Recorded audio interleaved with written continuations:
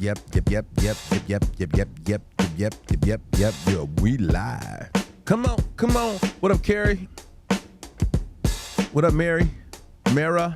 Alexa? Yeah, the benefits. It's all about perspective. You know me. Come on now.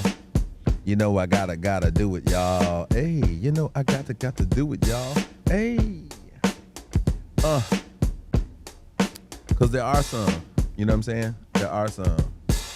And we never talk about it, you know what I'm saying? We never talk about the benefits. The benefits. Nah. Benefits. We don't never talk about the benefits. Aren't you the apple cider vinegar guy? Yeah. That's hilarious. She said, aren't you the apple cider vinegar guy? Wow. I'll take that. Anyways, I voted today for Republicans. I've always been Democratic. Listen, Diana, you voted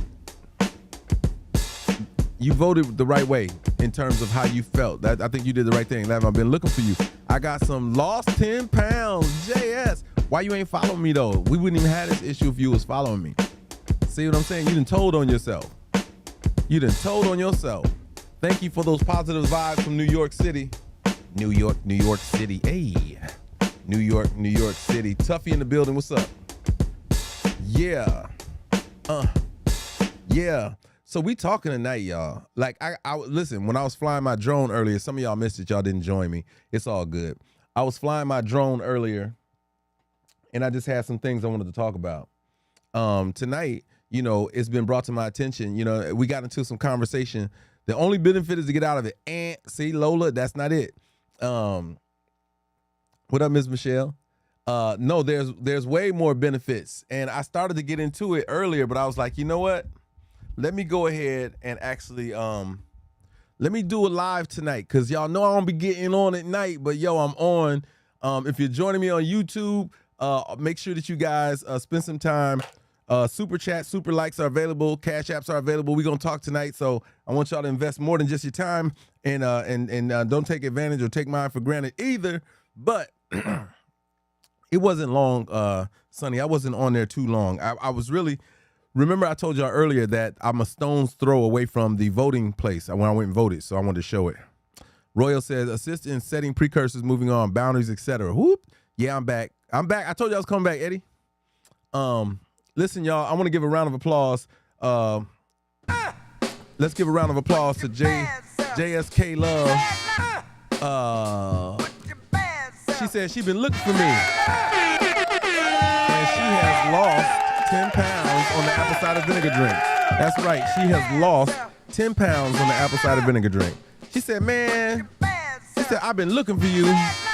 Hey, Turbo, what's happening? She said, I've been looking for you, Jessica Love. She said, I've been looking for you, Mr. Green Eyes. I know it ain't no BS, girl. You ain't got to tell me. Everybody, you listen. Everybody on this live knows that apple cider vinegar drink helps get rid of stored fat. Everybody on here knows you're gonna drop weight. Everybody knows it's one of the healthiest decisions you're gonna make. Everybody on here know that, and we proud of you. I want you to know that. With your bad self. Yeah. What up, Fly? So on a side note, let me talk about this right quick. Diana says, I voted Republican because of how in January there was going to be a purge in Illinois. She said, F that. All right. That's what's up. Tuffy be telling y'all, man, he dropped 107. You know what I'm saying? Like it's huge, man. With your bad self. Yeah. So listen, man, make sure y'all are sharing the live. I'm not going to move on until we get that share going, and you guys can share. Listen, Instagram, y'all can share too. You know that, right? What's good, Fly? Y'all can share the live, man. Y'all can do that. Bring some folks into the game. You know what I'm saying? Did you do the drone shot? Yes, I did. I got to edit it so I can put it up. I'll post it tonight, though. I downloaded it and everything. And then those people that were on live with me, they saw me fly it. You know, I just showed them a few things with it or whatnot. I was able to show them my screen on, you know, what I look at to see what the drone sees. I showed them that so they could see it as well. I didn't do the I don't have the FPV glasses or whatnot. When you have those, you're only supposed to fly those with other people around because you're so immersed in it. Somebody could bust you up inside the head and you wouldn't even know what was going on. chilling a little bit under the weather. Girl, you better get on over the weather, girl. We ain't doing that. We ain't accepting that. What up, Shell? Benefits of toxic relationships. I know y'all coming in this live. I know. Fabby Dabby, what's happening, man? I need y'all to stick around, hang out, and leave some, and engage on this one, because I know some of y'all don't think there are any benefits of a toxic relationship, but you've all been a part of them. And it's the reality that you'll go through something and you will not take. If y'all know anything about me and have paid attention to how we're moving around, I'm sorry to hear that. She Fly had a allergic reaction to triggered her asthma. I know you're a soldier. You're gonna soldier through that. You know what I'm saying? And be okay. But the fact that you're here, you know what I'm saying, is always super dope anyway. But most of the people on this live have been through or might still be in a toxic relationship. Eddie said the only benefits is to know to stay the F away from them. That's it. Fly, you're exactly right. Fly says there are so many beneficial lessons to be learned from toxic relationships. And that's what it is, y'all. It's not what happens to you, it's how you respond to it. What up, Eric? And I think sometimes we miss that. Like, we miss that. This is all a conversation that stemmed from something I said earlier. If y'all remember this, and I clipped it and put it on Instagram. I didn't clip it and put it on TikTok. But you guys, I really want y'all to get in the habit of doing this. And we're multi-streaming right now. We're on LinkedIn, Twitter, Facebook, and YouTube. We're on Instagram, and we're here on TikTok. So the replays will be available for you on YouTube. What's also dope about that is if there's something that y'all heard me say or hear me say during this whole thing, what up, hey Sean, you guys have an opportunity to go and clip that and post that to your Instagram or your TikTok and share that content. But I need that kind of engagement from y'all. I need that kind of involvement from y'all, because I'm gonna say, normally when we talk, there are some gems that are dropped. They're not just for you. Don't be stingy. Don't be selfish. Share those gems. And YouTube is giving us a way to do that. And it also brings people back to watch the whole thing as well. And we know that's beneficial as well. We are so caught up in the emotional part of the relationship that we miss what's right in front of you. Absolutely. It's called standing too close to the elephant, Fly. When you're standing so close to the elephant, you can't see the benefits of what's going on, because you can't see past that tough exterior that's right in front of you. But when you back up and you move away from it, you're able to see everything that you need to see. But you got to go through things sometimes to get to some things. There's a great debate, and I always have this debate with people. And it's interesting. What up, Nicole? Ask yourself, would you rather be with somebody who's had one relationship or somebody who's had 10 relationships? This is a real question. Let me see if I can poll the audience on this. I'm still learning this this thing. So put it's two different things. Let me see. A smile and tears. So if you feel like you would date the one with one that you had, it's only been in one relationship. Oh, it says got active alerts. It can't do it. I don't even know what that means. So, oh well. So we ain't doing that. Bridgestone said 10 relationships. How many y'all, listen, on IG, would you rather date somebody who's been in one relationship or somebody with 10? Same thing for you guys over on YouTube and all those different places over there on my other feed. What would you rather do? Date a person who's had one relationship or 10 relationships? Tuffy said 10. I like the challenges. And there's a gift and a curse to both of them. I want y'all to understand that. There's a gift and a curse to both. You learn what you will and will not accept in a relationship by the experiences you have. Yep. Amber, no, you got to give me a number, Amber. You can't just be throwing it up in the air. You got to give me a number. Amber, have you bought my book yet? Make sure you buy the book before you get off the live tonight. And Sonny said 1 if I have the choice. Nicole, that's not an answer. She said it depends on the person. Come on. Yeah, the Bridgestone said there's more experience with the 10. Amber said 1. She's not for the streets. Makeup by Diana says that's a hard question to answer. It's not hard. Come on now.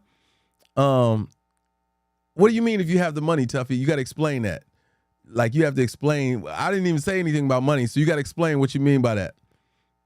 Anybody on Facebook, TikTok, Twitter, or LinkedIn, what would you rather be with somebody who's had one relationship or 10? I'm going to answer, Sonny. I'm coming with it. Not all experience is good experience. Wrong, Nicole, but I'll let you have that. I'll get into that as well. I'm gonna wait. Donald just joined the Instagram. Donald, would you rather date somebody who's had one relationship or somebody who had 10? Amber said, I can't afford more than one. It's not a money thing. No, listen, no, you're not dating 10 people at once. I'm saying if you dated the person who's only dated one other person, or would you date somebody who's dated 10 people? The Sippy Southern Belle, I see you. I would say 10. Okay, you learn from the good and bad. That's right, Bridgestone. That's tough because you mean naivety? Is that what you're saying, Fly? Or you say nativity? I'm not sure what you mean. No, I was explaining what he meant. Right.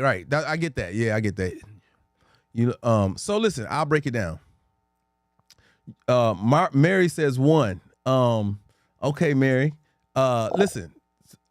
No, or yeah, 1 or 10 are your options. Either you want to date somebody who's only been in one relationship before you, or you want to date somebody who's been in 10 relationships before you. Which one is it?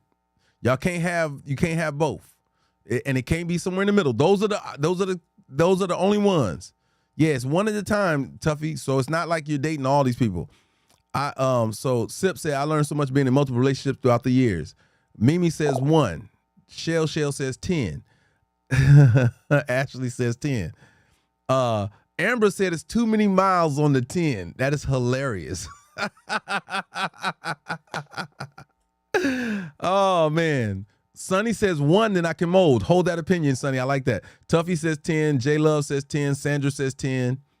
All right, so Donald says 10. Okay. Ms. Michelle says 1. Katie says, okay, so let's do this. Let's start with the 1. So for those of you who chose 1, Read My Soul said maybe 2 or 3 is not bad. It's gotta be 1 or 10, Reed. 1 or 10. That's it. Those are your options. Quit trying to remix it, man. I need 1 or 10. It ain't about sleeping with nobody, Sip. Who said that? Oh my God. She said, she said, who says you're sleeping with all that? That's not even in the equation. Nicole says if they don't learn from the past experience, it could be disastrous. True story. No, listen, would you date someone? Listen, let me say it one last time. Would you date someone? I mean, which one would you rather date? A person who's had one relationship or a person who's had 10 relationships before you get involved with them? Fly says 1. Okay. So everybody got it right now. Everybody understands where we come from. Okay, 1 or 10, that's it. Okay. So for those of you who chose 1 is an interesting place to be. We see these situations a lot in the high school sweetheart thing, right? Very seldom do people, continue that relationship. Those are very small and they're anomalies. Yes, Fly says 1 can be the best they ever had, and I can teach them. You have to realize that in the inexperience, yes, you have an opportunity to be a rock star to those people. What up, Oz? You can be a rock star to those people, right? Someone stated about Miles. I'm saying it's not about Miles. True story. It isn't. It has nothing to do with that. Because there is no, you can't say whether somebody's really running up the miles or if it's just they've been in these relationships. So with the one person, there's a lot of obligation for you all to date somebody who's only dated one person. Y'all do know that, right? It requires too much.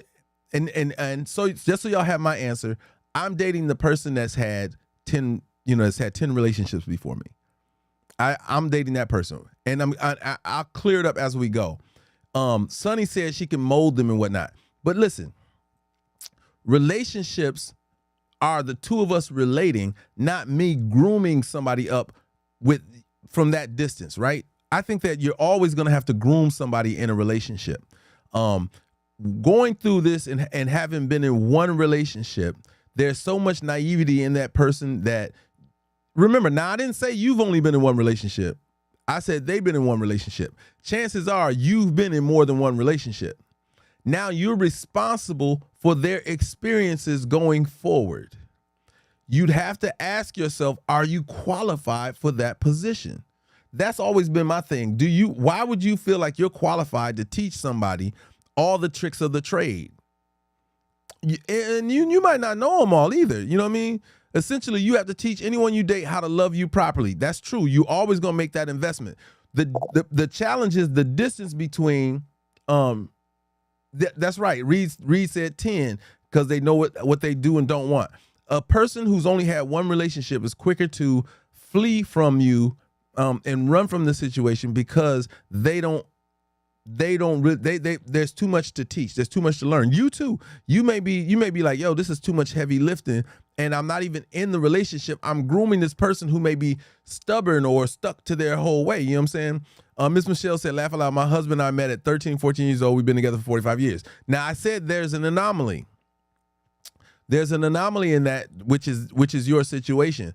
Every now and again, you get those relationships that start off very young and they just cling to each other. It works. You know what I'm saying? They discover they're the yin to each other's yang. It's kind of like kids who discover what their passion is very early, and they just continue with that. You know what I mean? What up, Ara? They just continue with that. You know what I'm saying? So that's very far and in between, though. You very, very seldom do you find people who discover their soulmates or their life mate at 14 years old. You know what I'm saying? Not many people would do that. Most people would love to have done that, but it's so challenging to do. And so in doing that, one of you, see, in that case, when you were 13 and 14, neither one of you had a relationship beforehand. David Birch for Oregon, is like all blown out of the street. So he's stupid. You have both. The reason why yours worked, Ms. Michelle, also is because you both were teaching each other. You both were learning together. You know what I'm saying? So anything that happened between you two was strictly his first time, your first time, whether it was dope, whack, or otherwise. Y'all were beginning together, and y'all said, well, let's try it again, and let's try it again, and let's try it again. And you guys learned the ways of each other the whole way. That is unique. That very rarely happens. Remember, in this situation that I'm talking about people who have already been in relationships, and then they run into somebody else who's only been in one, or they've been in many, right? So you've already had a taste of a relationship, so you kind of got an idea. Yeah, matter of fact, that's a dance moment. Give a round of applause. 45 years together, man. I'm sorry.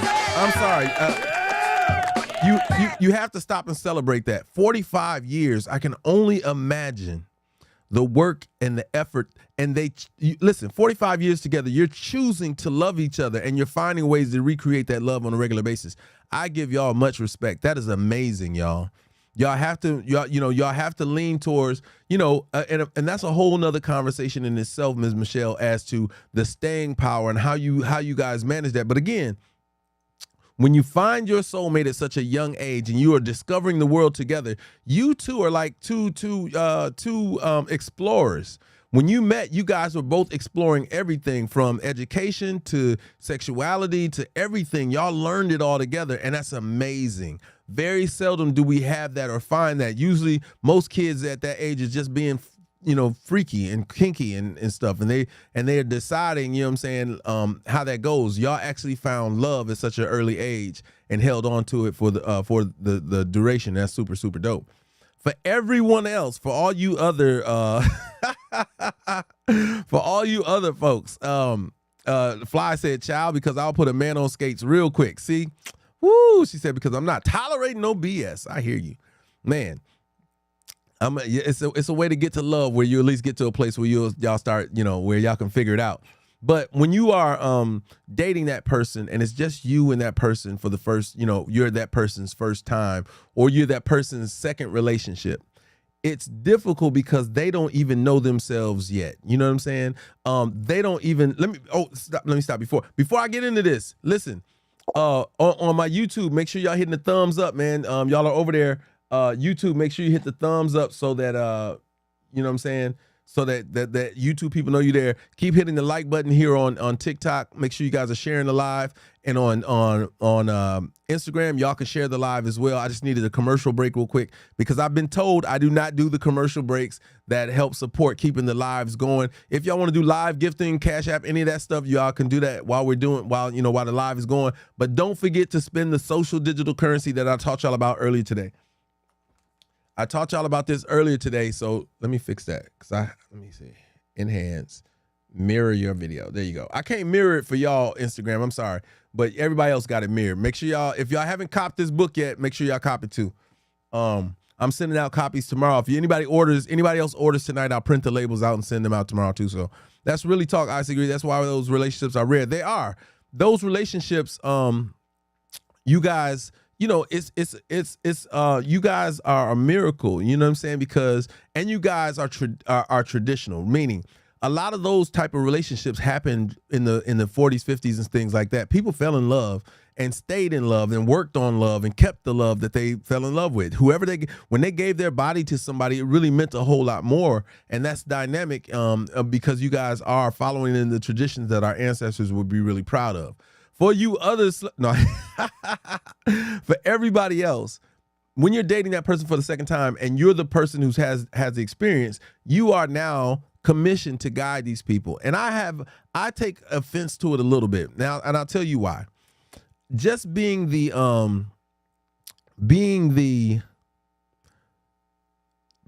pilot and having a co-pilot is awesome. But being the pilot and then having a passenger that you got to teach the ethics and everything about flying the plane is a challenge. I want us to be two players in the game of love and life. I want us to be two players. And what you'll find is when you are far more advanced, not only physically, but mentally and perspective wise, the way you think is far advanced, you're going to get tired of teaching. You're going to get tired of always having to explain, or you're going to say, man, I wish that logic would kick in that would just help you understand. So at least in a majority of these instances, you will have went through these scenarios with somebody else. Now, what you're going to find out, and what really is going to be a pain point for you, is when somebody who is inexperienced, less experienced than you, starts trying out new stuff. When they start trying out things to figure out if they work or not. And these could be things that you've already been through and tried. What up, Enough? These could be things that you've already experienced and went through. And now you have to, because you're in it together, you got to relive those things that you thought you had already put in your past. You got to go through, you got to hit that same brick wall because they need to know what it feels like so that they can get the lesson in it and make the adjustment the same way you did when you went through it. There's a period of learning each other that happens regardless whether you've had 10 relationships prior or even one. The thing that is the most tedious is dealing with somebody who doesn't have the level of experience that you have. Your level of experience, you don't want it so dynamically far away from the level of experience that somebody else has. This is going to create an issue. Most people who are in that position who have way more experience than the other person, you automatically become the sensei. You automatically become the teacher. You don't even have a way out. It's very seldom that they can teach you anything. You know what I mean? It could be different for you. It's a challenge in that way. You know what I'm saying? Now you're in a relationship that you're not in it. You're kind of coaching it. You're grooming the relationship. And that's hard. It's hard. And some of y'all don't even like to tell people who've been in, the people who've had experience. Y'all hate to tell them what it is, you know what I'm saying, in the grooming stage. Or, y'all get fed up. You know what I'm saying? These are the things, the classic makings of toxic relationships. It's when you're in a situation and you think somebody should know something and they don't know it, and they repeatedly go over and over, and you just be like, yo, why are you frustrating me like this? Why don't you get it? Why aren't you listening to me? Why aren't you learning? It's crazy. And it's one of those things that you have to kind of, you kind of got to it's crazy. It's crazy for us to say the one relationship is going to allow you both to be players. And when I say players, I don't mean like players. I mean like you're on the same team and y'all both taking the court, so y'all experience things together.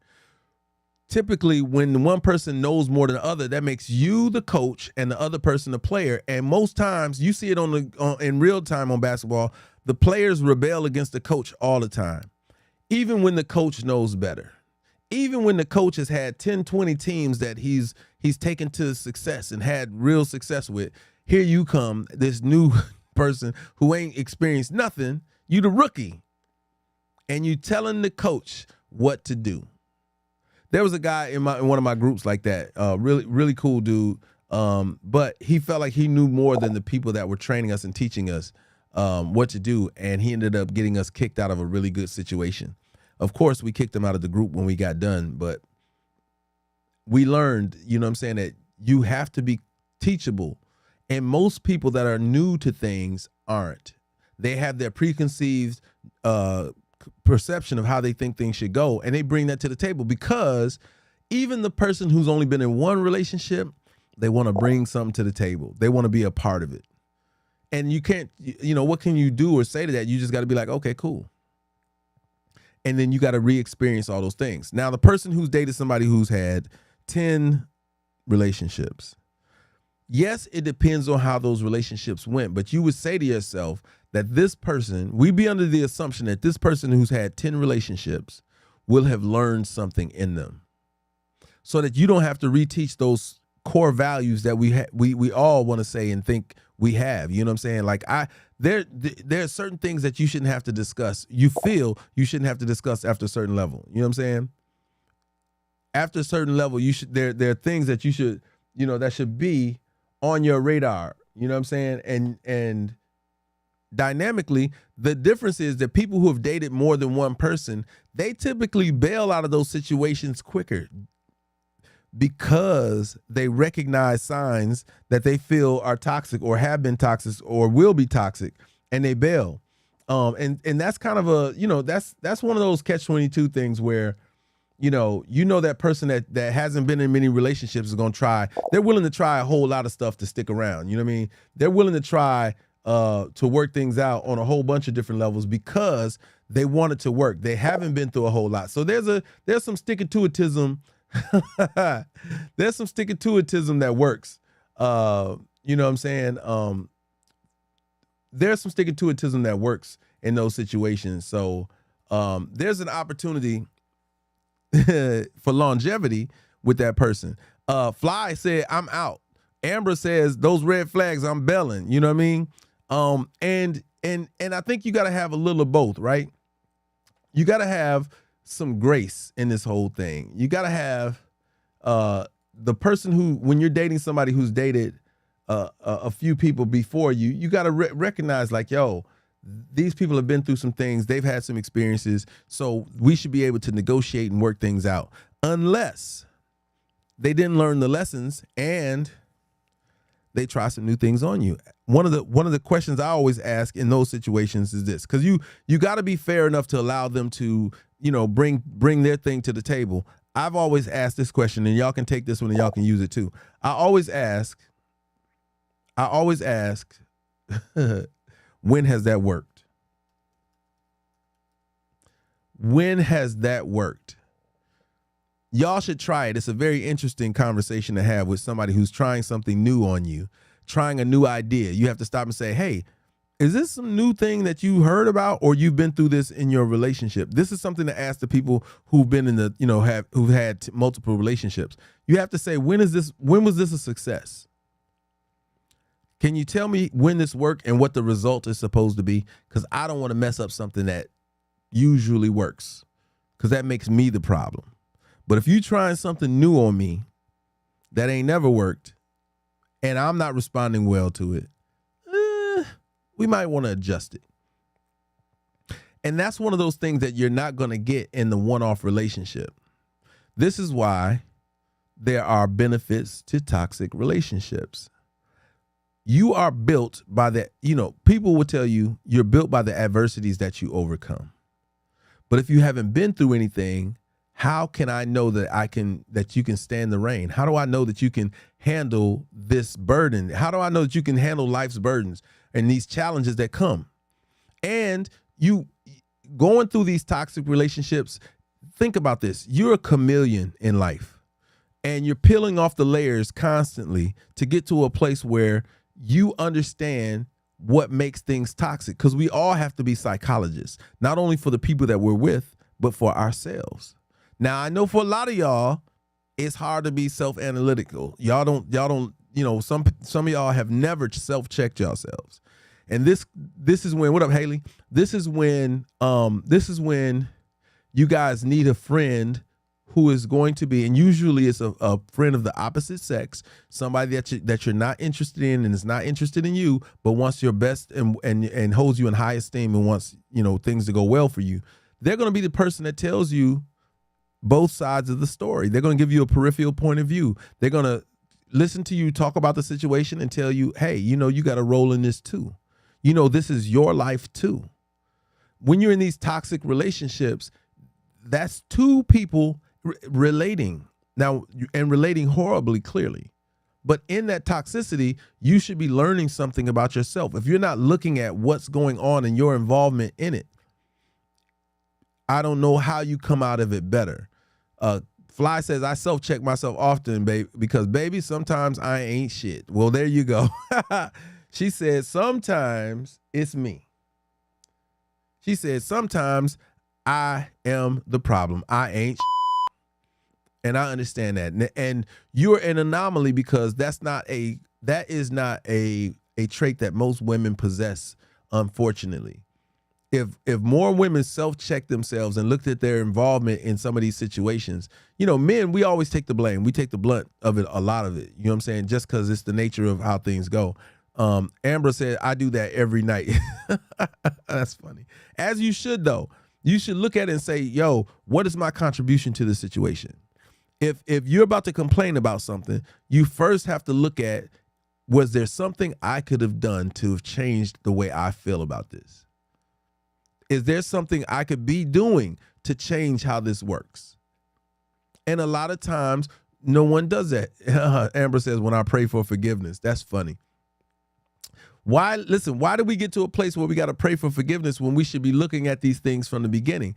As you're doing them, I am a consequence person. Like, I'm a person who looks at what the possibilities could be when I do it. And if I do something, listen, I'm gonna tell you right now, if I do something, I already have paid attention to the consequences, and I'm looking at, maybe in the consequence there will be some resolution. Like, maybe in the consequence there'll be something that you see and say, because you were willing to do that, it must be that I need to make this adjustment, or I should look at this a little differently myself. You know what I mean? Y'all do, but that ain't the case, because we play a large part in the issues too. Absolutely, Fly Wonder. Amber says, because we are human, that's why she prays. Most are premeditated, is what Amber says. And I agree. Most of these situations, when it's toxic, y'all already see it coming a mile away. Y'all already know what it is. Y'all already ran over the red flags. Y'all already knew the potential for this thing to go south. Like, you already knew what that was. And if you already knew what it was, the expectation that you have for that situation is all that's left to be discussed. And again, it goes back to that question. Has this ever worked before? You know what I mean? Why are you trying this with me if it's never worked before? And why are you holding on to it so much? Clearly you have an idea in your head of what you think the results should be. But as you're seeing this is not happening, how do we, where do we go from here? So when I, and I can be honest with y'all, very seldom have I been in those toxic situations in life. You know what I'm saying? But I have been in those situations where I've taken some abuse verbally. You know what I'm saying? I've been the one to not, it's hard for men, right? Because you don't want to be the person that's yelling and screaming and doing all this stuff back. Like, I just don't. That's not something I think any man should do. I do think you should kind of say your point, but I'm sure most women in this live have experienced when a man pretty much is like a sponge. He'll absorb it all, And hopefully, he can go to the gym, he can get out of the house, he can do something, and he'll ring it out, and then he'll come back and he'll have room. You know what I'm saying? And then there are those times where he can't get out of the house, he can't walk away from it, he can't run from it, and he can't squeeze it out. And then you guys catch this, the toxicity is high. And you get them words, you get that feedback that it seems like you were trying to get. You've now poked the bear, and the bear has woken up. And that's when you start realizing, just how toxic the situation is. Once you are the recipient, because most times, ladies, we try to take it easy. We don't want no confrontation. We don't really want to argue. We don't want to raise our voice. You know what I'm saying? Yeah. Fly says she's been on both sides, the receiving and the giving end of a toxic relationship. And if you look at it, when you get toxicity from men, either they have a lot of feminine qualities already, and so you're going to get that, you know what I'm saying? You're going to get that tit for tat. Or his cup is full, and you haven't recognized his cup is full, and he hasn't had an opportunity to empty it. And so now you're about to get that. You're about to get the reciprocation. You're about to get back what you put out there. I'm one of those people who reserves. I try not to. I'm so chill. I I love the gym. You know what I'm saying? I love working out. So that I can manage myself. At the gym, I'm usually in my own head. I'm thinking things through so that I can have a positive response. Y'all know me. I think arguing is stupid. I don't believe you should give in. I just think that the other person should respect how you feel, or at least consider how you feel. You know what I mean? Excuse me. A lot of times, being in toxic relationships requires one person to be accepting on the receiving end of a undeserving, abuse, whether it's physical or whether it's verbal. Usually there's somebody who's giving out this negative energy to somebody who is on the receiving end and is not reciprocating. Most guys that work out are good after they've been at the gym. True story, Sonny. There are several ways that I think that you can manage a toxic relationship. You just have to, it takes selfless people to do it. Toxicity comes from selfishness. Fly says, I refuse to argue. I'm going to tell you how I feel and keep it moving. True story. But even with that, right? Venting takes its toll depending on what you say. Men are fragile. We just have a tough exterior, and we're not going to show our fragility in most of these situations, but we have a very fragile and shallow ego.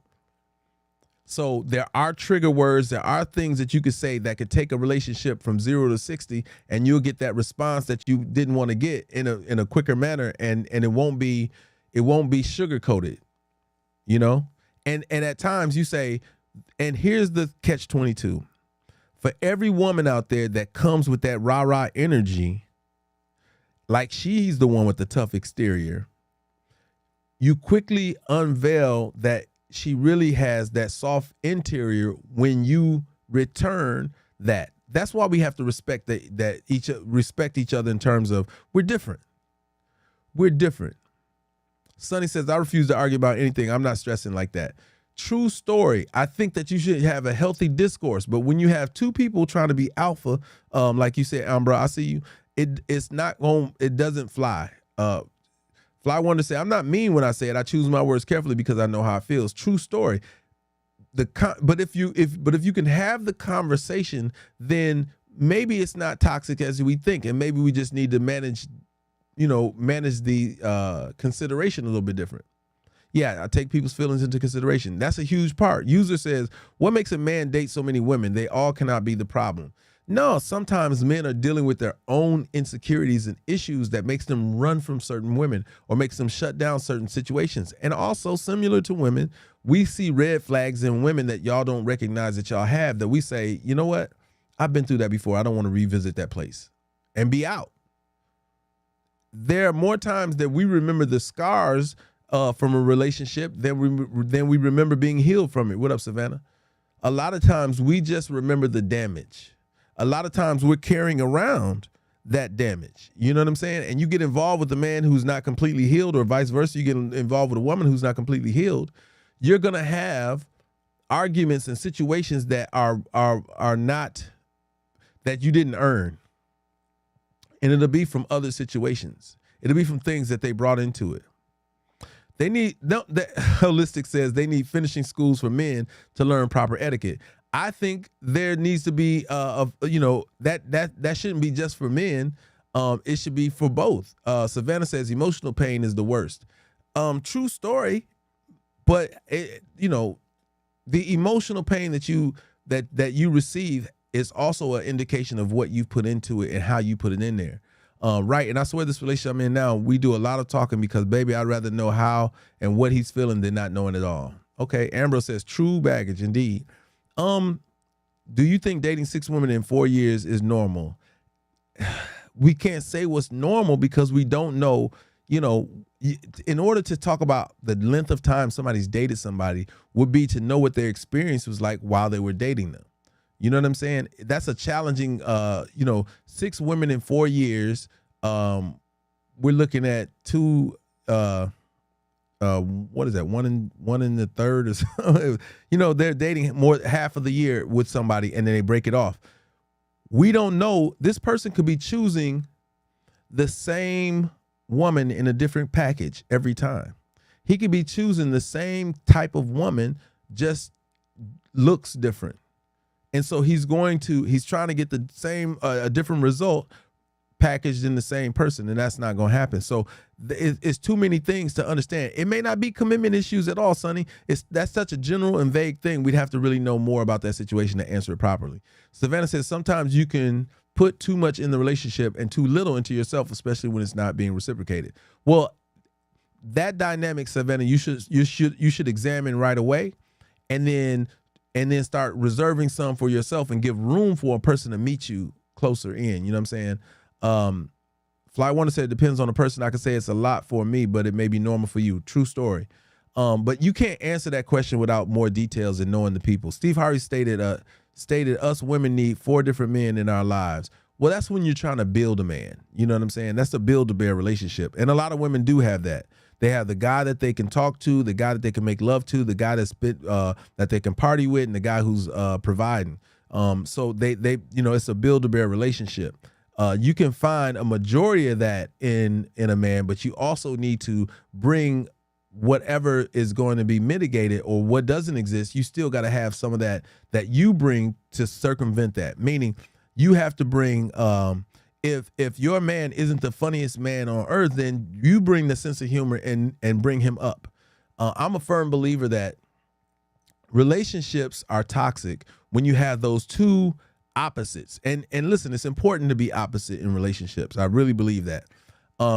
Because you fill in the gaps for each other. It's when you're prideful and stubborn that you can't meet in the middle and be the truly dynamic relationship that you're supposed to be. You can't be the yin and yang that you need to be for that person because you're stuck in your way and you don't see it both ways, or a lack of respect.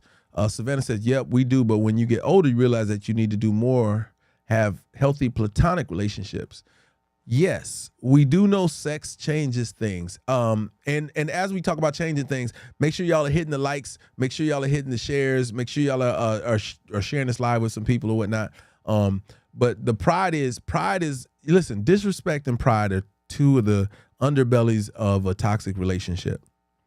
Because if you really consider somebody and you respect it and you put your pride to the side, it leaves room for you to meet in the best place for you guys to change and adjust. Relationships are, the first word in it is relations. How do you relate to one another? That's the whole goal of a relationship, is to find the best way to relate to one another, not to the whole world. It ain't got to make sense to me. It ain't got to make sense to nobody else. It got to make sense to you. And if you can relate properly, that means that you're respecting that person. I respect you enough to relate to you in a way that's conducive for us to be happy, for us to be good with one another, for us to be cordial with one another, to respect one another and what we're doing and our goals. I don't have pride with somebody who I respect like that. You know what I'm saying? Who I meet, who fills in the gaps. You know what I'm saying? And listen, a healthy amount of ego is good. A healthy amount of ego is good in a relationship for a man. A man has to come with some swag. He got to come with some energy that makes a woman steadily interested in him. A lot of times guys will get on an island. Then ladies, it's your fault. I'm blaming y'all because men are stupid when it comes to the women that they like and love. Men are stupid. Men will disregard the people that shaped them into who they are or who they were when you met them. The power of the friendships and relationships they had when you met them are extremely powerful. They're everything. Listen, when you meet a man, you don't just meet a man who hasn't been groomed by his friends, female and male. You know, the company that they keep, the company that has been around them for years, are the ones who are responsible for your man or your woman being the way that they are. That's why I tell y'all, the first 3 dates, I go over it again. The first date is when you meet somebody out in public. You don't talk about nothing personal. You just understand and check the vibe. Make sure that we good. Make sure that we could be out here and ain't got to be talking about we ain't got to go through the application, but we could just be in each other's vibe and it feels great. The second one is the second date. The second date is an intimate date. It's not real intimate, but it's you and that person going on a date and y'all sitting across from each other. And still, you're not talking about anything personal yet because you still just trying to figure out, can I sit across from this person and have the kind of conversation that once we got all the I know your background, you know my background, we know each other's stuff. Once we got all that stuff out of the way, can we still exist in each other's space and enjoy one another? And if you can do that, then it comes down to the third date. Now, this third date is really important because it's going to be the one that lets you know, is the representative leading your relationship? Is the representative being the one who's at the forefront of what's going on with you? You take that person and you take that person to a situation where your friends, their friends are all there. So for instance, so Sonny, you would take the guy, you would go with the guy to meet his friends. And if his friends are like, yo, why you acting all crazy now that Sonny here? What's up with that? Why you being different? Then you know that the representative, and if his different to them is normal to you, you're dating the representative. You're not dating the guy that they all know. And that's funny style. And you got to work through that. You're hoping that person understands that you can be yourself with me. If not, it's a hard lie to work through. And I can tell you it's the worst feeling to ever deal with, to have to meet somebody who has no friends. It's a red flag to date somebody who says they have no friends. I'm sorry, but it's such a red flag. Because you don't have anybody who's going to hold them accountable for the bullshit that they're about to spill on you. Nah, the third date ain't no getting in no draws. You better show some restraint. You responsible for that, Spliffy. And then you do the same, Sonny. You go and you bring him around your friends, and he should be able to take comfort that when you're around your friends, that they say you make her, she seems different. She's like a better woman. You know what I'm saying? Like I can tell she really likes you because she's really going above and beyond. She's become more of herself. She's really comfortable in her skin. That's what a good relationship should do. A good relationship should put you in the mindset that you could be everything you ever dreamed you wanted to be, because the person that you're with makes you stable and you have a foundation. You got something you can build off of. That to me is the ideal relationship, is when you found that person that allows you that you've been yourself with from the beginning. There is no trying at that point. You're just existing and elevating your relationship together. One of the reasons why when you guys see me and communicate with me online and all these kind of things, Fly will be able to tell you. Fly's known me for several years, at least 10 years, over 10 years. Fly will be able to tell you I am a better version of what I was when she met me, but at the core of it, I'm still the same. At the core of it, I'm still the same. Holistic says she loves husband and wife business partners. Woo! Let me tell you, there's a whole lot of respect that has to go there. There's a whole lot of respecting the other person and their position and their roles, and they have to be carved out really well, but they also have to be able to be destroyed really well too in those situations. So I can't even imagine what working with the person that you are with is like. Business and pleasure is just if you can manage one of them, you be a superstar. But to manage two of them, you are totally out of this world. Royal says you've been yourself from the beginning, existing and elevating love. Yeah, I mean, listen, for anybody who's within the sound of my voice or anybody who watches this playback, I want y'all to know this. Being yourself is going to be the most exciting part of your life. When you're able to just be yourself and not give a care what anybody else thinks, it's going to make you the best version of yourself that you've ever been ever in life at any point. She said, since you're so exclusive, I need a clone of you just to talk about this kind of stuff. No, I mean, like I'm accessible, you know what I'm saying? And like I said, that's one of the benefits that the girlfriends that I've had, like the friends that are girls have had, was, they would always call me and talk to me about their situations. And, that helped me evolve as well. And it's been like this since high school. Like, y'all have no idea. In high school, I was the guy that all the girls like to talk to and tell their stories to. I don't know why I was so, that they felt that I was, a open book, but I was to be open with me. But I was also that person. I'm not a blabbermouth. Like, I don't talk. I don't kiss and tell. I hold your secrets. I don't judge you for them. And I think that's a huge part of it, is that they felt safe with me. Exactly. I can be around anyone. I'm the same with everyone. Yeah. True story. And that's the safe space that I provide, is like, look, your stuff is safe with me, man. I ain't got to sign no disclosure agreement. Whatever you say with me is just between you and me, and I don't owe it to anybody else to share it. Like, there's nothing I need to tell anybody else. And so that part is what I think it has been since day one. Holistic says, Viola Davis says that it's a privilege to be yourself around everyone. Something like that. It is. And it's the best life you're ever going to have, right? Is when you ain't got to worry, man, about pleasing the world, and you just good on your own. You know what I'm saying? Fly says she was the counterpart. She was the girl that all the guys would tell her all the things and still hold those secrets. Yeah. And in doing that, you learn so much, like hearing that information from the popular girls and the girls that all the dudes wanted to date, but they telling me their stories and they telling me their concerns. You can't hear that stuff and remain the same. You can't hear the demands and the cries and the concerns, you know what I'm saying, with that. Have you done well with finding people who reciprocate that energy? No, because a lot of people think that you're not being yourself, so they're afraid to be themselves.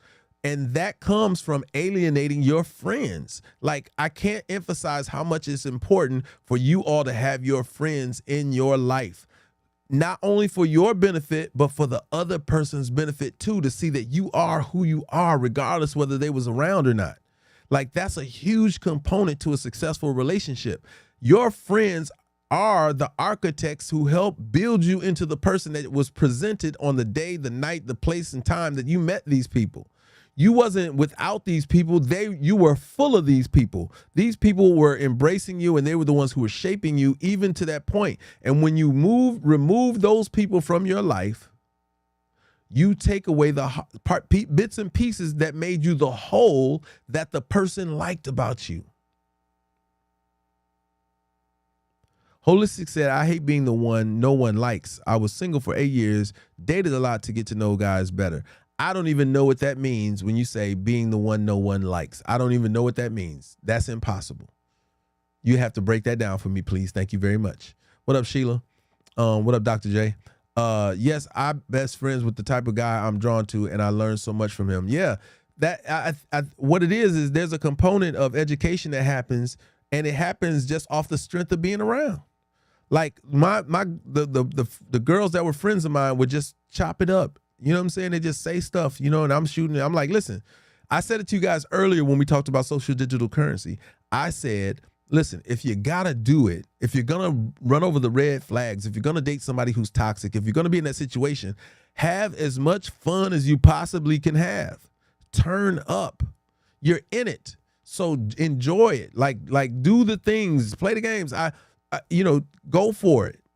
Why not? Right? Why shouldn't you have fun at all in everything that you do? Instead, you'd rather make it a battleground. Instead, you'd rather, invest in the toxicity versus saying, this relationship ain't gonna work out, but I'm gonna have fun while I'm in it. Like, listen, you can be mad or you can try to be the way you're gonna be, but we gonna figure out how we gonna turn up too. Because if we not gonna leave each other and we not gonna love each other, then the only option to do is to have fun with each other and be exciting. And sometimes once you realize like having fun and having this person in your life can actually change the outcome of what you were thinking before. Fly says there will always be people who don't like you. You're not everyone's cup of tea. Most of the time when people don't like you, it's because they're jealous. Savannah says, I honestly say that people are drawn to the nice, seemingly shy me, but are a little shocked when they experience the assertive manager type when she turns up. True story. It can be a shock. That's why you have to manage, you have to be a manager in the relationship, but you got to be in the relationship more than you manage it. You all have to get to know somebody, like really, really give the opportunity to know somebody before you become physical. Having sex, y'all heard this and y'all know this, having sex changes things. If you want something worth having, then you got to establish why being intimate with you is an exclusive event. It's a high level event. Or you treat it the other way. There are only two ways to treat it. Either you're going to make somebody wait or you're going to bust it wide open from the beginning. I say, y'all got to understand I'm an anomaly. Y'all got to understand I'm an anomaly. I'm ready to bust it wide open, right? If I like you from the beginning, if it's a vibe and everything, I want to bust it right open from the top. I'm not trying to wait. Let's get that out the way. You know what I mean? Let's get that out the way. And that way, listen, y'all don't understand. Some of my longest relationships should have been one night stands. I can be honest with you. I know me. I'm not leaving. If I have taken a liking to you, right? And I'm not attracted to everybody. And this goes to you knowing yourself and how you move and your intuition and your spirit. If you know yourself, then you know that you're not attracted to everybody. And to Holistic's point, it's not a bad thing that everybody doesn't like you. That means that you are a very unique and special person, that the right person has to come along to shake your cage, you know what I'm saying, to make you really want to get into them. And so if you know yourself, if you got your vibe, Celestia, you funny. If you know who you are, when you're attracted to somebody, you know that's a special event. I know when I've met people, I've known what the energy meant. And I'll be honest with you. When I'm in this situation and the energy was ridiculously crazy, Spliff says, what made you stay if you knew it should have been a one-night stand? Because based off of the parameters of a one-night stand, which is meeting somebody within 3 or 4 hours and then being intimate with them, is that the insecurities in that other person would make them shake things up to where it wouldn't work. They're only insecure, and I'm saying the woman is only insecure because you as a man who's had this one-night stand with them have not made them feel secure after the fact. Because if I say this, I need y'all got to read my lips because I don't want to say this. I'm a censor a little bit, but most women feel like the is the prize. Y'all heard me? I'm gonna slow it down. Most women feel like the is the prize. I know y'all can hear me on Instagram, but y'all can't hear me on TikTok and YouTube. Listen, the mind and the heart is the prize. This is not the prize. So it should be harder to get in your mind and heart than it is to get in your pants. Do y'all hear me? It should be harder to get in your mind and your heart than it is to get in your pants. Except you all operate differently. And you let a person, you know what I'm saying? Yeah, I could censor that. I ain't playing no games with these apps, Eddie. But you have to manage that. That's not the prize. So that's never been the prize for me either. It's never been about the intimacy, although we love the intimacy once it's matched with the mentality. There are beautiful women that I've dated who had the worst attitudes that made that made the intimacy or wanted to be intimacy an afterthought.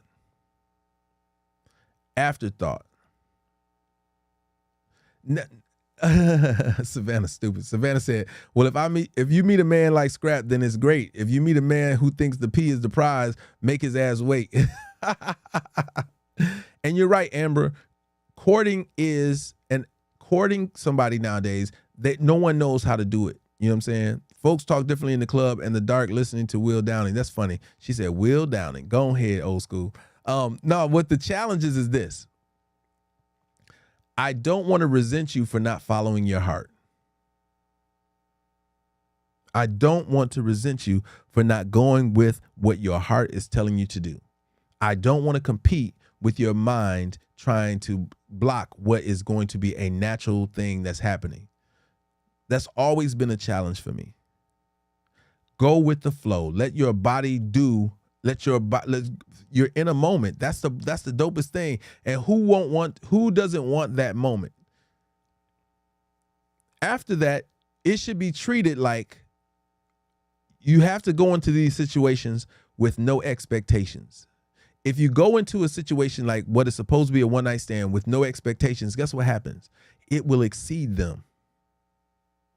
When you expect things to happen because you've committed an action, then you've set requirements up, and you can't do that. You got to go with the flow and then say, I accept wherever this goes after that.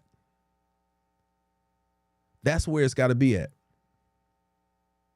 And if you can manage to do that, you'll realize that life happens in its natural order. And you may find yourself in the longest one-night stand of your life, and it may last forever. That's one of those things. You know what I'm saying? That's something to say. And I say this to my friends all the time. I say, you got to get out of your own way. I have friends that, you know, I'm very fortunate that they are open enough with me that we can converse about different things. I live vicariously sometimes through their situations, and it helps me learn. I grow from the discussions that we have. I've got really dope friends who are living life to the fullest, and ebbs and flows and the ups and downs and highs and lows they choose to share with me. And I consume it and regurgitate it.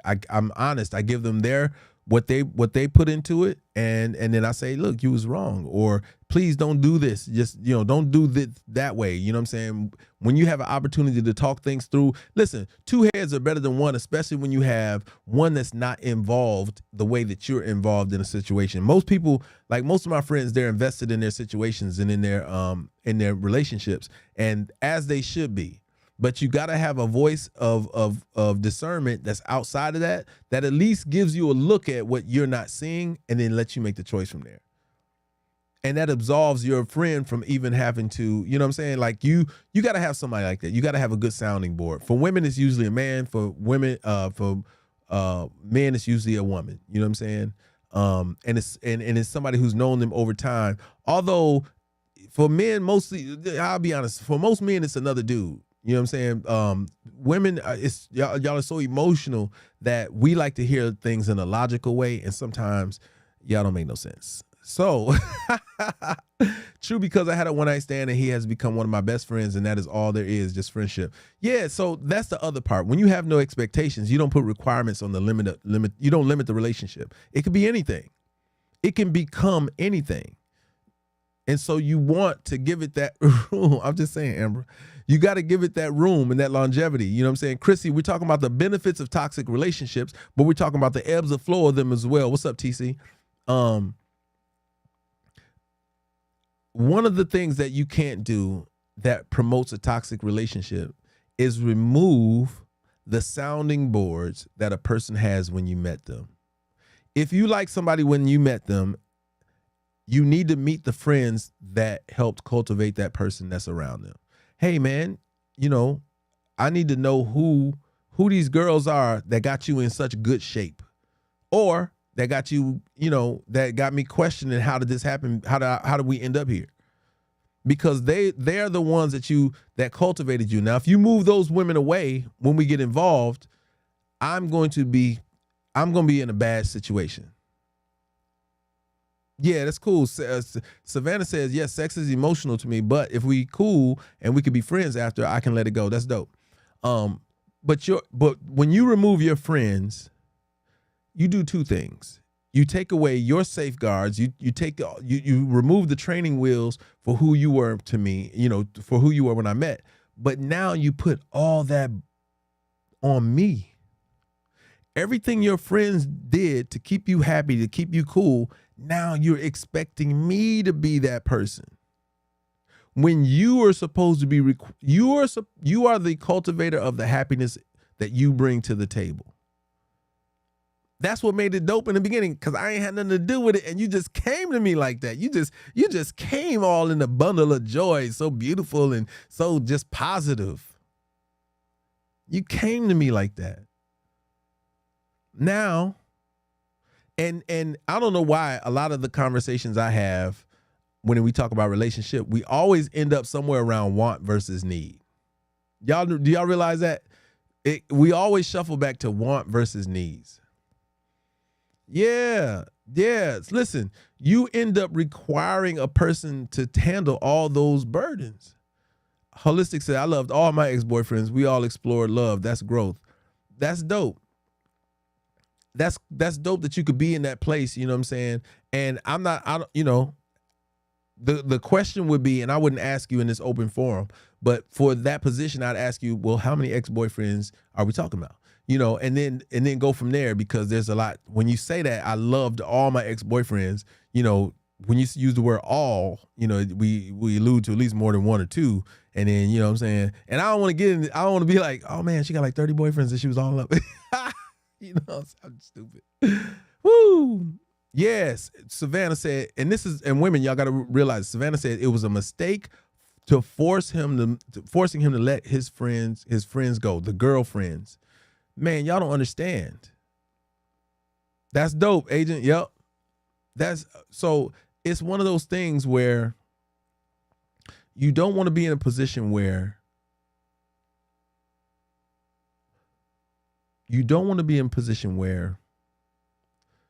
the things that made that person who they were when you met them are no longer there. One of the biggest complaints that most women have in a relationship is, why don't you do the things that you did when we first met? And it's, what up, Truly? It's one of those things where I'd be like, yo, do you realize that you've changed the parameters of how we were when we met? Do you realize that your representative showed up when we met? And now I'm dealing with somebody that's not the representative, but because I fell in love with you physically, like I remember what it felt like to be in love with you, but your characteristics have changed. Your attitude has changed. You don't respect me the same. You don't show me the same kind of love. Agent Jira says, what are your thoughts on being married and having single friends? Is that a potential toxic situation brewing? It's only a toxic situation when the marriage is in trouble. When the marriage is on the rocks and a person is around single people, you leave room for that energy to be consumed by the married person as well. They're looking to have a better time than they're having at home. And that escapism can lead to other issues. But married people, even married people around other married people, have to be around healthy marriages. It's not just being around married people, it's to be around married people with healthy relationships. Because there are times when you have a healthy relationship, group of people around a unhealthy group where they're both stepping out on one another or looking to, that now they may encroach you on your relationship as if you were out and single. They say, well, it makes it okay because we both married. Madoma says, what are the benefits of a toxic relationship? The benefits are the lessons that you learned about yourself while you're in it, not about the other person. It's all, this journey in life is all about self-discovery, even when you're with somebody else, but more so when you're alone. Jehovah Jireh. Okay, Jireh, got it. 2 of my ex-boyfriends are deceased, so they have left me with this with this smile. It's all good. You are hilarious, Holistic. You are hilarious. But yeah, the benefits that you get from any of those past relationships that didn't work out should have been the good times too, right? This is where, what up, Lucia? This is where I tell y'all, man, if you're not having the time of your life in every relationship that you're in, you will dwell on the negativity of it and you'll walk away. Listen, even the ghetto has good times. Ooh, did I say that? All right, all right, all right. Even the ghetto has good times. Jira says, "Will you get married, or what are your thoughts?" Thoughts on marriage are different per person, right? I think that it's a crazy decision. Let me see some. I've seen multiple people who regret marrying their partners. My sister's in the process of divorce. That's crazy that both of y'all typed at the same time. So here's the thing, right? The challenge of being married is this: when you get married, you have officially decided that your desires don't mean as much. Your desires are an afterthought because people have a made up requirement of what should happen when you get married. If you can be with the person you want to be with, it doesn't require anything but a commitment. It doesn't require a written commitment or a contract. Also, not being married will require a person to want to be there. There's a difference between having to be somewhere and wanting to be somewhere. There's a difference. I hope y'all hear this loud and clear. Before you consider it, you have to understand that the minute that you sign that contract, you've officially said, I'm working. I'm not wanting anymore. I'm working. So in that, I see you, Sonny. So in that, it's a challenge because something that was natural, meaning dating somebody and going out with them, is a choice. If I can choose to be with you, I can choose that every day. And guess what happens? That means I'm going to actively work to keep you. When in some marriages, people don't actively work to keep each other because they're married, because they've let their wants become needs, because they've now changed the parameter of what made people get together in the first place. When you're dating somebody, you're with somebody because you want them. Yeah. When you're interested in somebody, it's not because you have to be interested in somebody. It ain't because you need to be. It's because you want to be. You have to manage to keep the want there. And this is the thing where, the crazy part is they tell you, especially in the music business, that contracts are made to be broken.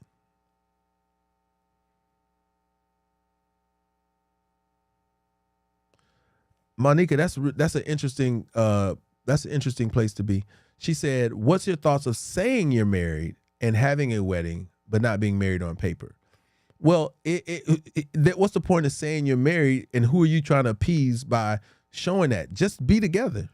That's all that matters, is just be together. If you choose each other, listen, this is what love requires. This is what happiness requires. This is what being in a relationship requires. It requires you choosing the other person's happiness every day. That's it. Now, in that should make you happy. That's the other caveat. You should happily be choosing to make the other person happy. The challenge is we change our wants into needs. Now I need you to make me happy because you're the one that I have here. You're everything for me. And that's a wrong place to be. Marriages are typically the ones who absolutely start pushing everybody away. We gonna get on this island together and we gonna make it work. What? Impossible. You can't get on an island with people who was never raised on an island. Think about this, y'all. I want y'all to put this in perspective. Men have always had to chase and reach out for acceptance. Ladies, y'all always knew when somebody liked y'all. So getting together and being made to be together where you have to do things. Chris said, I don't tell people we're married. We don't need that on paper. We're good. True story. What should be exemplary is how you are together. And other people try to push that on you in a conversation. Y'all married? They all, they want to say that because there is a dynamic change in that. You know what I'm saying? It's not even about that. You have to ask people, how many of you are happily married? And that number, I'm sure, will drop because the contractual obligation doesn't allow you both. It doesn't allow you to be, it doesn't matter if you're happy. That's the contractual agreement. It don't matter if you're happy. You're under contract. And that contract is going to cost you more to get out of it than it took you to get into it. And don't let you have cemented that contract by having kids, because now there's a greater responsibility and challenge. And then you go back to our ancestral, the way our ancestors were. They was ride or die. Ain't no divorce. Ain't no divorce. And that's why you see our parents have multiple families. The father steps out and goes and find those people or that person, that other person who doesn't require things that way. She said, I think marriage is management. It requires a lot of patience and forgiveness, unconditional love. It needs so much more than that. I always said I was never getting married and I should have been loyal to myself. It's hard, mama, because other people put requirements on you and expectations on you. Yep. P. Mar said, if it wasn't for the paper, I may have left a time or two. There is, and listen, society knows what they're doing when they're putting, when they're saying that you got to sign this contract to move around. They understand that it's harder to leave when the commitment is greater than just the physical commitment. When you're dating somebody, it's just a physical commitment. Man, y'all done walked away from so many dudes or chicks or whatever. Y'all was, you know how easy it was to leave? Do you know how easy? And that's why some of these people beg for you to stay in their life. What are you saying? Listen, she said, Bill Cosby and his wife come to mind. Why do women turn their back on abuse? Again, she could be having the time of her life, even though all these stories have come out and all those different kind of things that he's put, I can't say he's put her through. I don't know. You know what I'm saying? Like in those situations, it's hard to communicate about them because we'll never know the highlights in their life. Are the highlights greater than these low points that we're just now hearing about? I've never heard about her being super duper dogged out. You never heard historically that his wife was going through these changes. No, you heard this man was successful. Everybody around him was good and blah, blah, blah, blah, blah. So it's hard to make that distinction of, you know what I'm saying, of if there was or wasn't abuse. I don't even communicate on that level when it comes to people in their lives that ways. People tell me you've been together all this time, you might as well get married. Nah, see, I wouldn't lean into that either, Chrissy. I think you guys are keeping each other honest. That's what dating is. Dating is keeping people honest. If you feel like the other person can walk away from you easily, that's when most people do the marriage trap. They try to, you know what I'm saying? And I call it that in that situation where they try to tie you down, and that's what it is. And then you lose your luster for what it was that you brought to the table in the first place. We bring to a relationship a want and need to be with each other and make each other happy. Think about it. Y'all remember what it was like when y'all was dating somebody that you liked? Y'all was good. Y'all was like, Chrissy's good because they're still dating. What are you saying? You still got to date the person. When you don't own the person, you got to date the person. You got to treat them right. What are you saying? You got to do right. Shoot. They have the fear of you leaving. When it's easy to walk away, come on, man. I heard of one woman who stayed in an abusive marriage because of children, but she died of pain. That's very possible. You know what I'm saying? Broken hearts is one of the leading killers in relationships. Oprah and Stedman come to mind, how they've been together so long without marriage, it works for them. It's hard to speak on that, P. Marsh, because we don't know what he gave up or what she gives or we don't know the parameters of that. You know what I'm saying? All we see is, and we don't see them out enough to say how exciting their relationships is. You know what I'm saying? We have no idea. We don't know what agreement they made with one another as she was climbing the social and economic ladder. We have no idea. You will never know the dynamics of someone else's relationship. She could be happy. That's what I'm saying. We're like, we'll never know. So to debate what Stedman, I can't look at Stedman and her, and you'll be shocked like I don't know what when you see it down the road. You'll be like, oh my God, who knew? You know what I'm saying? So I can't lean into that because I'm until they both share their story. Stedman might be like, yo, what it was, we was together, man. And as she started going through her career, I put my career on the back burner, you know what I'm saying? And she started looking out or whatnot, and her looking out for me and knowing that I had nowhere else to go or nothing else to do, it was a trap. Because she could speak to me any kind of way, and the fear of me having to start all over. What up, Jared? The fear of me having to start all over has kept me paralyzed in this relationship all that time. And that's a big part of a lot of relationships, is the fear of starting over. Abuse is hard to leave. And the reason being is because sometimes people who are being abused are trying to figure out why or what they're doing to be abused, and can they switch it? Can they change it? Is it them? Is it me? Let me figure, it's a whole lot of confusion going on. Yeah, she said exactly, not a deal breaker in some cases, past the Henny. That's funny. But that's I think that's when you talk about that level of it,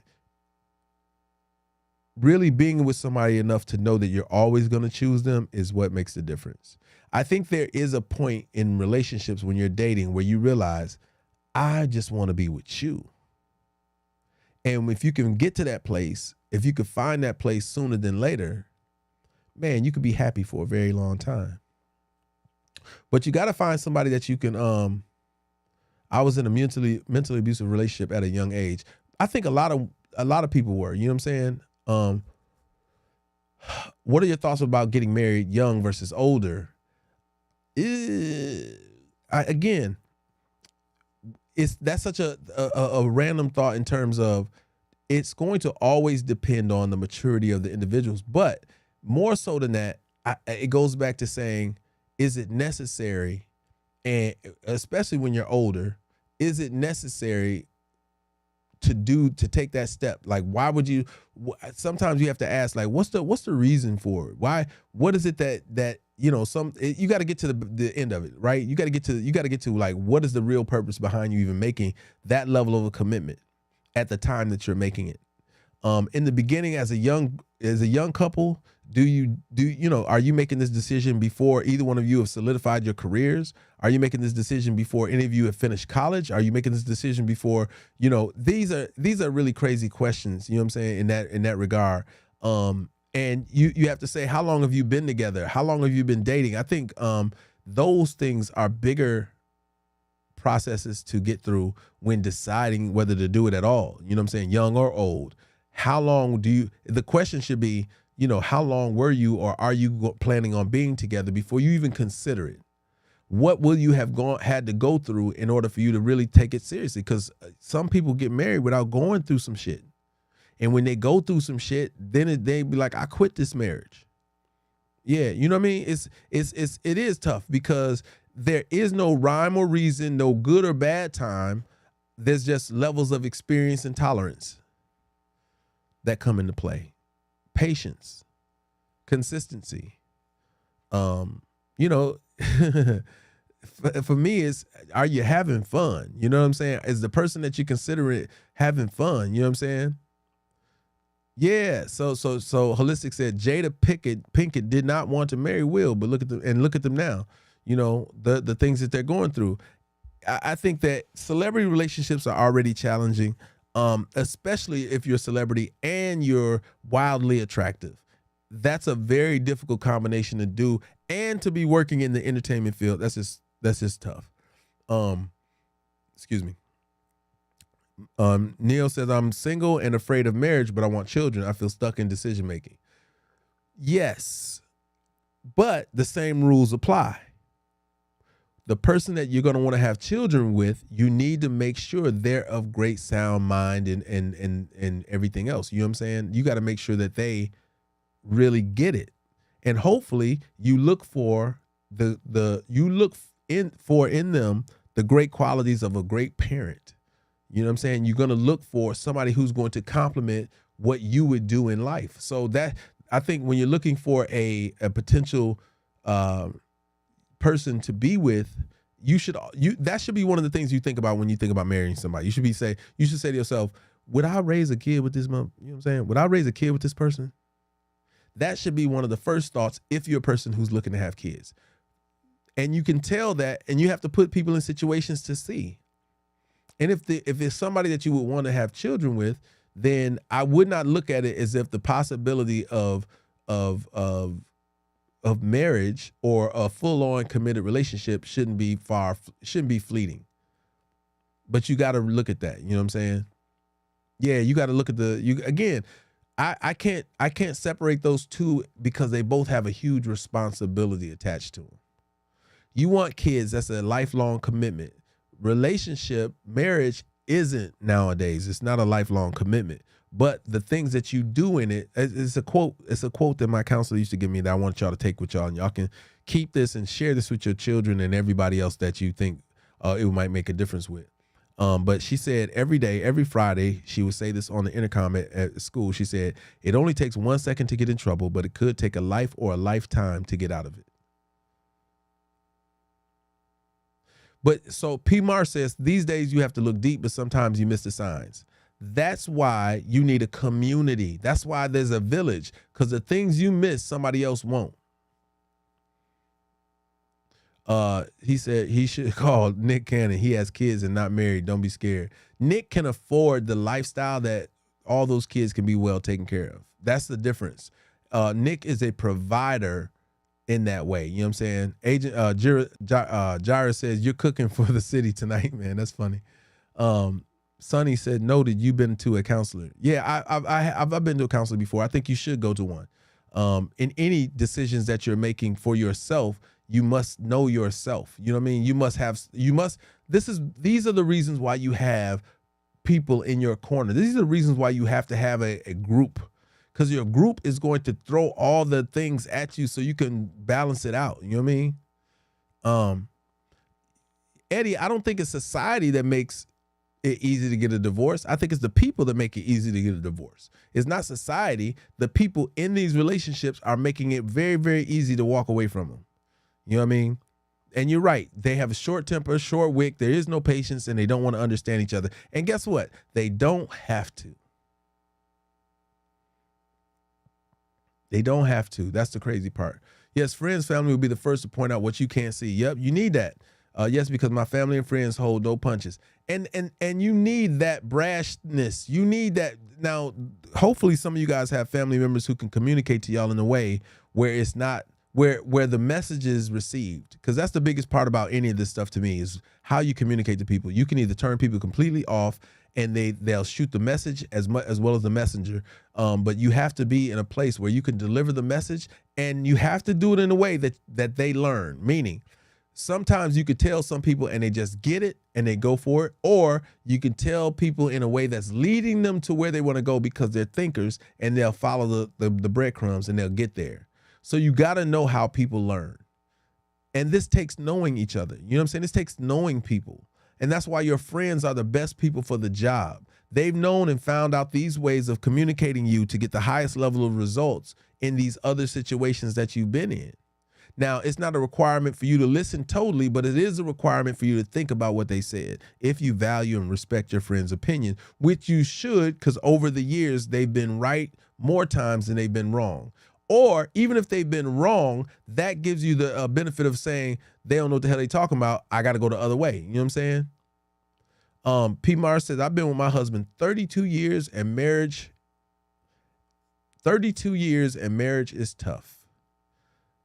Listen, the greatest challenge about being with someone, marriage, dating, whatever, is always having to consider two things. When you're just dating, you just got to consider that they don't know where you're from. They don't know where you're at. Mary says platonic relationships can be healthy when starting sex changes things. This means that the dynamic and rules of engagement. I'm not sure what that means, Mary. You have to retype that. Relationships and marriage, you have to work to make them what you want out of it. True story, right? So, all right, Monica, I'll check you out later. I know you're going over to to the other room. I'm about to end in a little bit too, and we'll pick this conversation up again. And yes, congratulations, P. Marsh, because I know. Congratulations on 32 years of marriage. Listen, I don't want to brush over that, y'all. Listen, to be with somebody, 1 year is an accomplishment nowadays, but to be in a relationship for over 10 years is ridiculously dope. And then to hit 20 and 30-year marriages and 40-year marriages is, it's becoming a fleeting thing. You know what I'm saying? And to see that and to be in the presence of people who have who weathered those storms, who've met those challenges, who've overcome those dynamic things and found a way to continue. Yo, man, you go with our blessings. You know what I'm saying? Like, you are superheroes in this game of life when it comes to love and marriage. And we know it's not easy because it's not easy dating people. Like I said, you spend a lifetime learning the other person, because forever you will never know everything about them because you didn't grow up. Now, to Ms. Michelle's point, the fact that they met each other when they were 13 and 14, they had not lived a life apart from one another so much that they didn't grow together. Like, they pretty much do things the same. They could probably start a sentence and finish the other ones. You know what I'm saying? But how often is that something that you and I, we ain't grow up with the people that, you know what I'm saying? You ain't grow up alongside with somebody for 10 plus years. You know what I'm saying? You ain't gonna be around, as friends and then knowing each other's family and all that kind of stuff. That stuff is challenging. And nobody wants to put in that kind of time. You know what I'm saying? Like, no one wants to put in they don't want to dig the hole that's going to keep that pillar in place. It takes time. It takes time, even in the dating phase. You got to take your time, date somebody, and get to know them well enough that you can consider exclusivity first and foremost. Because for men, exclusivity is not something that we lead in. Like, all our lives we've been told to have a bunch of girls, and most young ladies have always been saying, wait for that one guy. So exclusivity is easier for some people than others by our natural design and how we grew up. So as this is happening, men are trying to break the cycle that they've always known and run with. It's always been a litmus test. It's always been a gauge to say how many girls you kicked it with or are kicking it with or whatever, or to be a player. And so that's a challenge that has to be overcome before you consider exclusivity and a relationship like that. You know what I'm saying? Yeah. I say the healthy salad and dinner, and I feel better now. Proper nutrition can heal relationships. That's funny, holistic. So listen, man, I just wanted to jump on with y'all for a little bit. It's we're rounding up to the 10 o'clock hour, and I knew I've got an early appointment in the morning. So tomorrow morning's conversation is going to start a little later. My appointment is at the time that I've been getting on. If y'all notice, I've been announcing it too. I've been like, yo, I'm on time today. You know what I'm saying? 9 a.m. I've been lit. So 9 a.m. I'm trying to stay lit on 9 a.m. as much as possible so that you guys can set your clocks by the time I get on. Y'all know when I'm jumping on and can be ready and have y'all apple cider vinegar drinks ready to go and whatnot. And y'all can give me some updates and keep me posted and keep posted or whatnot. These nighttime joints though, I was inspired to do it based off of the conversation we had earlier about social digital currency. Again, Jaira, that's super dope that you're about to get your book this week. Everybody else, you can order your book at yoursocialdigitalcurrency.com. I'm going to be sending some stuff out tonight or tomorrow. Actually, I'm just packaging it up tonight. But I got to, for those of you who bought it directly from me, from the website, I got to sign y'all copies. Agent, did you get it from, I think you got it from Instagram. You can go on Instagram and purchase a copy of it, or you can go on Amazon. I don't advise the digital copy. I'd rather you have the hardback, and I'll sign the inside of the hardback copy or whatnot. But that's the one that you want in your possession or whatnot. But earlier we spoke about some things that made me want to get on and talk about this conversation because it's so important that we do these both. Okay, cool. That's dope, Jara. That it's important that we have not only our engagements about health and stuff. Mac, you go to yoursocialdigitalcurrency.com. I don't think I can type it on the screen. Wait, I think I can. Hold on a second. If I go here and I go YSDC. Boom. There you go. That's the website, y'all. yoursocialdigitalcurrency.com. I'll type it over here. Let me move that. And on YSDC. Boom. Boom. There y'all go. But you can go there and you can get the hard copy or whatnot, and then I'll ship those out. It'll give me a notification. I'll ship it out. But it was prompted from our conversation about social digital currency. And if you go back and watch, and you guys can see this, like I said, I posted on Instagram a clip from earlier that I thought was really dope about, toxic relationships and whatnot. About, listen, you just gotta have fun. No matter what you do, remember to have fun. I always want to keep interjecting, have fun, have fun, have fun, have fun, have fun. You want your fun to add up more than your times of not having fun. No matter what it is, enjoy yourself as much as possible. In a toxic relationship, out of a toxic relationship, in your best relationship, in your friendships, have fun. If you can have fun at your job, find a way to have fun. Interject your life always with fun. So there's a clip that I posted that stated that. A friend of mine gave me a phone call because she had just popped in during that time, and she was like how crazy is it that, for the time that we were on earlier, that she just happened to pop in at the time where I'm talking about, the 9 to 5 and having fun, and even in toxic relationships. Like, you were speaking to me. She called me up and she was like, you were speaking to me at that point. And from there, I think that it was an amazing conversation because she listened from that point on out.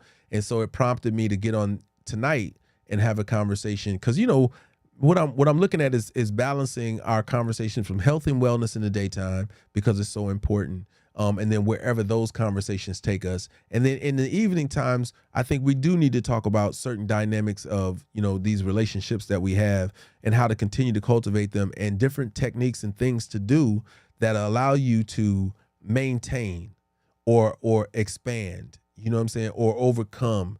Too many times, again, a lot of us have pushed away our natural or normal village. And so we're left to not be able to have those voices of reasons, or have these conversations where you can actually put questions up and we can talk about the different ways to mend, to maintain, and to elevate your relationship. I hope y'all enjoyed me tonight, man. It's always a pleasure. Like, it's really my pleasure, man, to be able to join you and to have these conversations, and knowing that they're being recorded so you guys can go back and listen, and maybe they'll help somebody else out. And the questions and the statements that you guys are making, y'all notice I always try to repeat and bring y'all conversation into the recordings, because I want people to understand that this is a collective. Like, our conversations are reciprocated with a question and an answer, and more questions, and it allows us to expand the subject matter that we're talking about, and give other perspectives, and maybe we ebb and flow and show different directions that people will be able to learn from and benefit from when they watch the replay. So understand that you guys are being a part of other people's legacies without knowing it. So Holistic said we need more couple gatherings to have open dialogue to help others. I think it helps. It's definitely a benefit. Again, I'm a detailed person, so I would say we need more healthy couples gatherings, like, because you get what you don't ask for too, Holistic. And that's why, you guys will always see me make a small correction here and there, because the devil is in the details. When somebody said earlier, about, should married couples hang out with married couples? And you saw me correct. I was like, happily married couples. Yes. You know what I'm saying? Because it matters. And because it matters, that means we have to say it. You know what I'm saying? Like, listen, I hope y'all can take that away from this conversation as well. The details matter. What you don't say will show itself in your situation. When you guys are praying for that person that y'all want in your lives, God will give you what you ask for, but you will not have the wherewithal to know what to leave out or what to include. And so you will get those things and then complain about what you asked for. It's a crazy dynamic. I've been there before, where I've asked for certain things, and it's almost a reminder why God is God and you are you. Because you do not know what you don't know. I tell you, I always tell this story of, you know, when I was like, Lord, just send me this fat booty girl, you know what I'm saying, with a banging body, you know what I'm saying? She got to be fine, but please, Lord, let her have fat booty. And that used to be a real prayer. I'm just saying. Until I got it. Like, God gave me a fat booty girl with a bad body and a pretty face and all that, but she was dumb as bricks. Like, we did not get along. Like, it was just the most horriblest thing. So then I had to go back. I was like, Lord, she ain't gotta have a big booty and all that, but please let her be smart. And then she brought that along, and it was a beautiful girl, but you know what I'm saying, had no confidence because she didn't have those things. So we don't have the wherewithal to ask for things like that. So you have to give God his reverence. Spliff said, what was her sign though? The sign don't matter. It's people who don't got it in every sign. What are you saying? That's funny. And I don't know, because I'm not that invested in signs to where I can't even tell you the signs of all the girls I've dated. Like, that's never been a thing. For me, it's a vibe, and I am a person who doesn't want to know what the magic is. We'll have a conversation about that. Let me write that down. Stop trying to discover what the magic is. Woo-hoo-hoo. Stop. Let me write this down. Stop trying to find out the magic. Some of y'all gonna really benefit from that conversation. Yeah, the magic, Spliff. Some of y'all get what y'all want and then try to figure out why you got what you want. Some of y'all get and have something truly dynamic and special, and then you try to tear it apart. You try to break it down. Stop trying to do that. Stop getting in your own way. Let the magic just be the magic for as long as the magic is going to be the magic. And should it ever need repairing, then maybe you should examine it. But until then, man, enjoy the hell out of the magic. I ain't never trying to wipe it out. I ain't never trying to figure it out. I don't want to have any idea what the magic is. That's it right there. Just go with it. Yep. Stop trying to discover what the magic is. When does this conversation happen? It might happen tomorrow night. I got to see. I got to make sure my schedule is free. But that, to me, is everything. Don't be the person who figures it out, because then it ain't special no more. I'm going to leave y'all with that. Yo, I appreciate everybody tuning in. Listen, you can always go back and rewatch this stuff, man. I benefit from it when you do. For anybody who has, I haven't looked at, of course I can't see on my phones right now. For anybody who's gifted, cashed app, done any of those things, thank you so much. I always appreciate that. It just shows how much you value my time. And I love when y'all value my time. For my people on YouTube, thank you, salute. For my people on TikTok, thank you, salute. We did well tonight. We could still do better with the shares, but I'm gonna have to, that's on me. That ain't on y'all. Yep, exactly. Live in the moment. Fly. You're always, I love when you're here, Fly. You know, your energy is always on point. Of course, you have known me for so long. ST Vision said, let's do a YouTube video. I'm actually doing one right now. That's my YouTube at the bottom. Subscribe to me, man, and leave me a message. Let me know what you're trying to do. Yep, I see you. So P Marsh is probably going to be, I probably won't get home till 10:30 for my appointment in the morning. It's at 9:15. So it probably take me about an hour to deal with that. And then when I come, I'll jump back on. Anybody who just saw me pop off of TikTok, that's because the battery was low and TikTok just cut off on its own. My battery on that phone, it conked straight out. So that was my cue. It's funny. I knew around 10 o'clock it was gonna go there. It was gonna go south. So with that in mind, IG, I appreciate y'all. YouTube, you know, I love when y'all join me over there. Make sure if you're on my IG that you're also a participant on my YouTube and you subscribed. I love seeing the subscribers going up. We're almost at 2,900. Yeah, we're somewhere around 2,900. No, I gotta look and see. We're somewhere up there. We're doing really good, and the numbers are still going up. So I know who you are, Marsh. You so crazy. Remixing. Oh, okay. I see what you're saying. Oh no, I didn't know that. That's what's up. Okay. Why you ain't 1978 though? What's up with that? Why you on your ghost account? Anyway. We'll answer that another time. Esteban, what's happening? I'm out, y'all. I appreciate y'all. Until next time.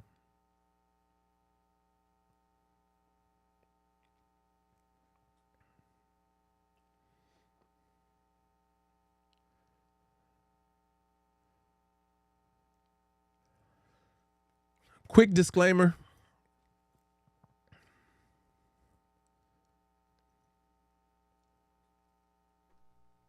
Yeah, donut.